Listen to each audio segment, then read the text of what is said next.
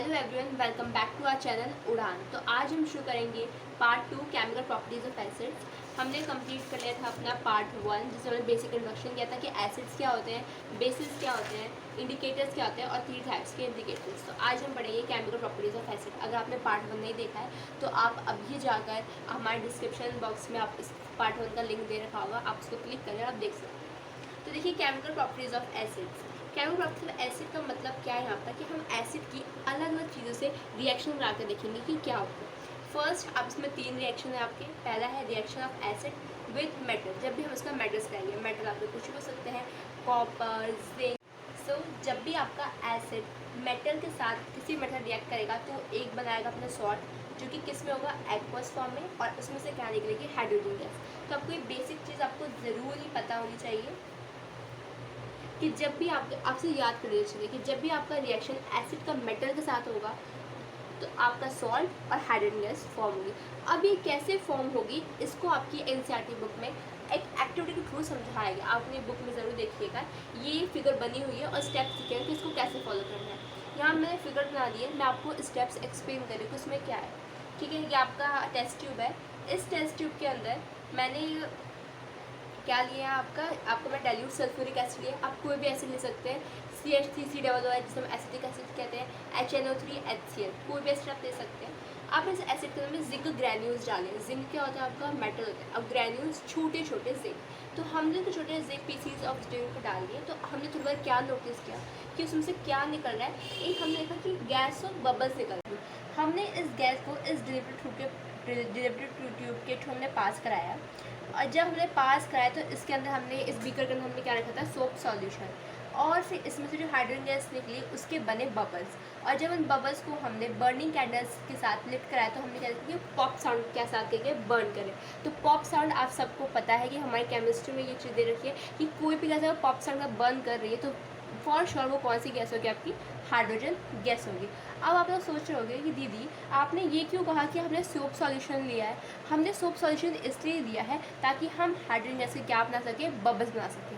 ये बहुत ही इंपॉर्टेंट सारे आपकी एक्टिविटीज़ हैं, बिकॉज हो सकता है आपको एक्टिविटीज के क्वेश्चन पूछ रहे हैं क्योंकि अब तो MCQ और बहुत से अलग अलग डिफरेंसेस आ चुके हैं। तो आपका बहुत इंपॉर्टेंट है कि आप हर एक्टिविटी में हर एक पार्ट को बहुत अच्छे से समझें कि क्या है, क्योंकि एक मार्क्स से कुछ भी पूछ सकते हो। ठीक है, so burning with pop sound is the characteristic test for hydrogen gas. और ये टेस्ट किसका होता है, हाइड्रोजन गैस का होता है, जो मैं आपको जस्ट समझा। ये आपका कैरेक्टरिस्टिक टेस्ट है हाइड्रोजन गैस का। तो आपको ये चीज़ कंफर्म अब याद कर लो कि जब भी आपका एसिड मेटल के साथ रिएक्ट करेगा तो सॉल्ट और हाइड्रोजन गैस को रिलीज करेगा। अब हम पढ़ेंगे अपना दूसरा रिएक्शन, जहाँ पे एसिड का रिएक्शन होगा मेटल के कार्बोनेट क्या होता है, now see carbonate is CO3। And आपका मेटल कोई भी मेटल हो सकता है, सोडियम, जिंक, कोई भी आप मेटल ले सकते हो, लेकिन उसके साथ उसको क्या चाहिए, कार्बोनेट होना चाहिए।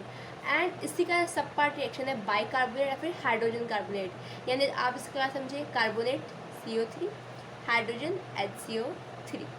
ठीक है, तो ये देखिए, जब भी आपका मेटल का कार्बोनेट एसिड के साथ रिएक्ट करेगा तो वो क्या है, salt plus carbon dioxide plus water. Important है, ये देखिए।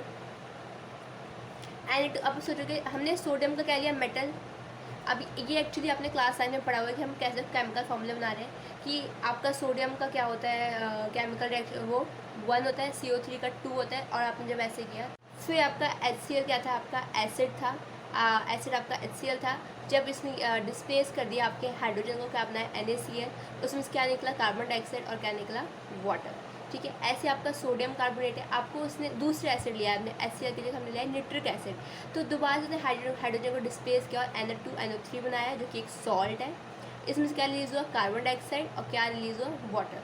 तो आपको ये चीज़ लगा कि जब भी आपका एसिड किसी मेटल कार्बोनेट के साथ रिएक्ट करेगा तो उसमें से आपका सॉल्ट निकलेगा। सॉल्ट कैसे, हाइड्रोजन को डिस्प्लेस करके, जैसे इसमें कैसे एसिड से हाइड्रोजन को डिस्प्लेस किया और मेटल लग गया इसके साथ, इसमें हाइड्रोजन डिस्प्लेस किया और मेटल लग गया इसके साथ, फिर कार्बन डाइऑक्साइड और वाटर। और ये आप जो 2 देख रहे हैं ये आपकी बैलेंसिंग है, जो आपने क्लास 10 के चैप्टर 1 में ही हमने कंप्लीट कर लिया।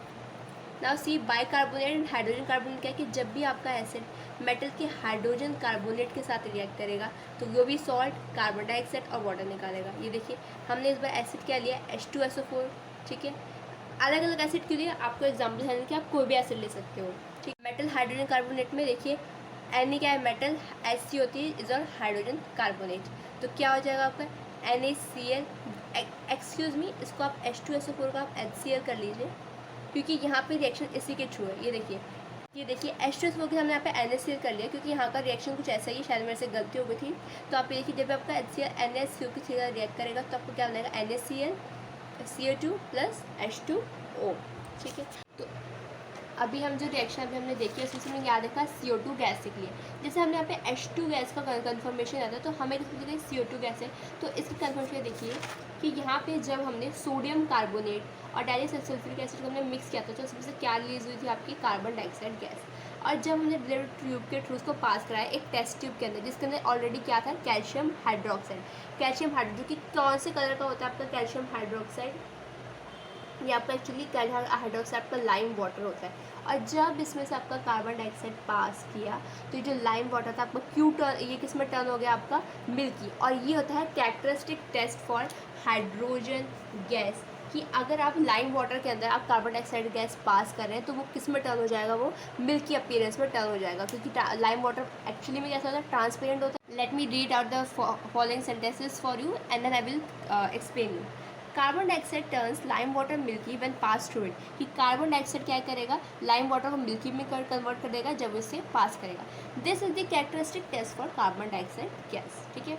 Now the gas evolve because of the reaction, अब गैस जो इवॉल्व हुई यानी निकली है because of the reaction of acid, क्यों, जब रिएक्शन हुआ है एसिड का, जो डाइल्यूट सल्फ्यूरिक एसिड था विथ मेटल की कार्बोनेट, मेटल कार्बोनेट के साथ, या फिर कोई आप मेटल हाइड्रोजन कार्बोनेट भी लेते तब भी CO2 गैस निकलती ना, ये कन्वर्ट कर देता आपके लाइम वाटर को मिल्की में, क्यों, क्योंकि उसमें से क्या रिलीज हुआ है, आपका CO2 गैस। दिस शो, ये शो करता है कि गैस क्या आपकी carbon dioxide. This happens because of the formation of a white precipitate of calcium carbonate. Actually क्या होता है कि जब आपके इसके अंदर कैल्शियम हाइड्रोक्साइड दिस, और जब आपने से CO2 गैस निकला CaCO3, जो कि क्या होता है, एक वाइट प्रेसिपिटेट, और वाइट प्रेसिपिटेट होने के कारण ये क्या हुआ, एकदम मिल्की टर्न हो गया, उसमें से वाटर रिलीज हुआ। अब आप ये देखिए, ऑन पासिंग एक्सेस ऑफ, आपने देखा ना calcium hydroxide carbon dioxide react किया तो कैल्शियम कार्बोनेट बनाया है, जो कि किस में कन्वर्ट कर दिया इसको, मिल्की अपीयरेंस में। क्यों, अगर हम इसमें से और जो कार्बन डाइऑक्साइड हम इसको और पास करें, on passing excess of carbon dioxide क्या होगा, जो मिल्की कलर है वो एकदम गायब हो जाएगा। क्यों, क्योंकि अब क्या बनेगा, कैल्शियम हाइड्रोजन कार्बोनेट। इसको आप समझेंगे इस रिएक्शन के थ्रू। ये देखिए कैल्शियम कार्बोनेट हमने, और ये आपका एक्सेस है, ये आपका एक्सेस ऑफ कार्बन डाइऑक्साइड, तो इससे क्या बना, आपका कैल्शियम हाइड्रोजन कार्बोनेट बन गया, और इसलिए आपको मिल्की कलर क्या डिसअपियर हो गया। Now the very last reaction of your reaction of acids, chemical properties of acid का, वो है कि जब आपका मेटल के ऑक्साइड्स एसिड्स आगे रिएक्ट, कोई भी मेटल का ऑक्साइड लीजिए, जैसे कॉपर मेटल है ऑक्सीजन, और जब हमने इसको एसिड के साथ या इसमें हमने HCl लिया, इसका रिएक्ट कराया, इसमें सॉल्ट बनाया CuCl2 और वाटर रिलीज किया। इसी तरह आप एक एग्जाम्पल लीजिए, मैग्नीशियम का ऑक्साइड यानी मेटलिक ऑक्साइड, उसका रिएक्शन कराया HCl के साथ, तो आपका MgCl2 प्लस H2O बना। तो आप बिल्कुल कंफ्यूज हैं, आपको कहीं भी कंफ्यूजन हो रही है, पहले एक और बार आप लेक्चर को गो थ्रू कीजिए, और इसके बाद आप करेंगे NCERT बुक को रेफर, आपको पूरा समझ में आ जाएगा। इसके बाद हमारा एक टॉपिक बचता है, एक्चुअली बहुत सारे बचे, लेकिन आपको मैं बता रही हूँ, आपके पास इसके बाद आपका आएगा रिएक्शन ऑफ बेसिस। लेकिन मैं वो कराने से पहले, क्योंकि मैंने एसिड का सारी प्रॉपर्टी बता दिया, मैं आपको बताऊँगी कि कॉमन क्या है इन ऑल एसिड्स।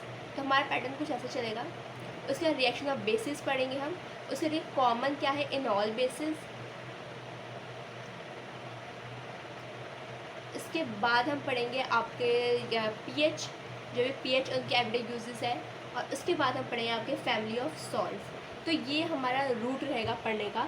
तो फिलहाल आपका नेक्स्ट लेक्चर होगा कॉमन इन ऑल एसिड्स, और मैं यहाँ पर रिएक्शन ऑफ बेसिस भी आपको बता दूँ, ठीक है। So thank you so much for watching उड़ान। एंड क्योंकि एक्चुअली मैं अपनी वीडियो रिकॉर्डिंग कर रही थी और बारह मेरा माइक कैमरा और दोनों I don't know technical issues के कारण इतना वर्क नहीं पड़ा, तो बारह को रुकना पड़ा था।